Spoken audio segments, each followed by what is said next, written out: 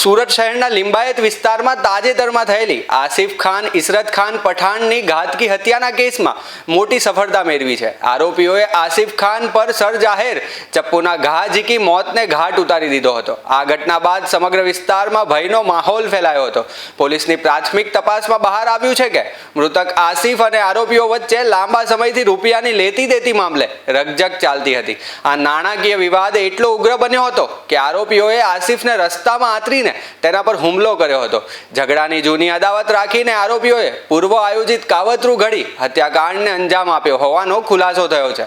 લિંબાયત પોલીસે CCTV footage, technical સર્વેલન્સના આધારે ત્રણેય શખ્સોને ઝડપી પાડી જેલના સળિયા પાછળ ધકેલી દીધા છે। લિંબાયત પોલીસે આ મામલે તપાસનો ધમધમાટ તેજ કરી હત્યામાં સામેલ મુખ્ય 3 આરોપીઓની ધરપકડ કરી વધુ તપાસ હાથ ધરી છે।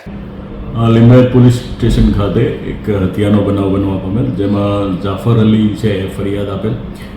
પોતાનો જે ભાણેજ છે આસિફ, ઉંમર વર્ષ 24 થી 25 વર્ષ, એ પોતે એક હિન્દ ટી કરીને એક ચાની દુકાન છે ત્યાં બેઠો હતો। ત્યાં એ દરમિયાન કલીમુદ્દીન, મોહમ્મદ દિલશાદ અને મોહમ્મદ શાહજાદ, જે બધા તમામ આરોપી અને ફરિયાદી તમામ રાયપુર, યુપીને રાયપુર ગામના વતની છે। આ ત્રણેય આરોપીએ આવી અને આસિફ ઉપર હુમલો કરેલો, જેમાં પગના ભાગે, ગળાના ભાગે જીવલેણી ઈજા થયેલી, જેને સારવાર દરમિયાન મૃત્યુ પામતા બનાવ હત્યામાં પલટાયેલો। અને એ જે સંબંધે લિંબાયત પોલીસ સ્ટેશન ખાતે એક ખૂનનો બનાવનો ગુનો દાખલ કરવામાં આવેલો।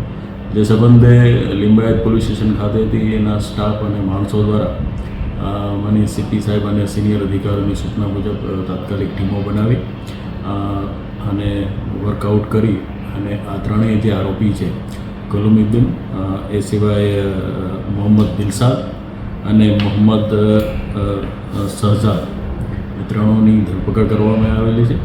અને આજરોજ એ લોકોને કોર્ટમાં રજૂ કરી અને વધારાના રિમાન્ડની પણ માગણી કરવામાં આવેલી છે। અને આ સંદર્ભે અન્ય કોઈ પણ સંડોવાયેલા છે કે કેમ, એ પણ પોલીસ હાલ એ દિશામાં તપાસ કરી રહી છે।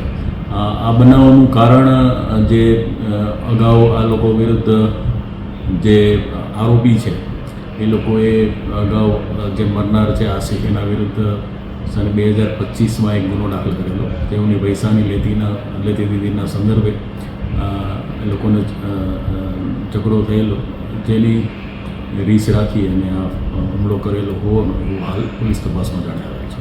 વધુ તપાસ પોલીસ કરી રહી છે।